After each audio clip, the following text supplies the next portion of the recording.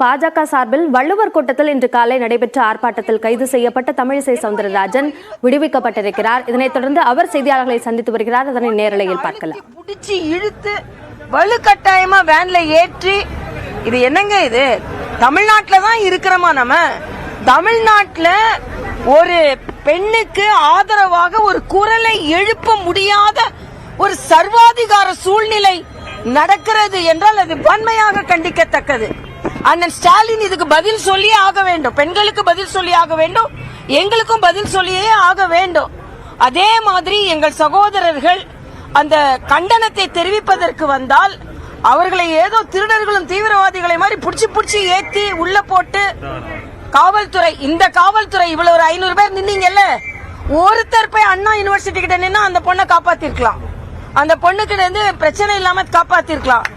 ஆக போராட்டக்காரர்களுக்கு அடக்குமுறை, ஆனா குற்றம் செய்தவர்கள் சுதந்திரமா நடமாடுவாங்க. இந்த குற்றம் இழைத்தவர் திராவிட முன்னேற்ற கழகத்தை சார்ந்தவர்.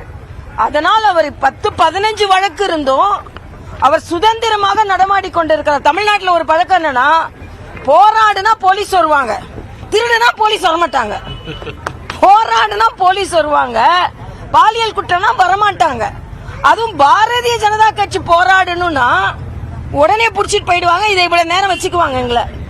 அதனால மிகவும் கடுமையாக நான் எனது கண்டனத்தை எனது சகோதரர்களோடு சேர்ந்து பதிவு செய்கிறேன். எங்க அண்ணன் கருநாகராஜன் வந்திருக்கிறார்கள், மாவட்ட தலைவர் சாய் சத்யன், இன்னொரு மாவட்ட தலைவர் காளிதாஸ், விஜய் ஆனந்த், கபிலன், ரங்கா, டால்பின் ஸ்ரீதர், வேற எந்த மாவட்ட தலைவர் இங்க இருக்காங்க, மற்ற மாவட்ட தலைவர் அங்க இருக்காங்க. 2 மண்டபங்கள், அதுல கூட எங்களை சேர விடல.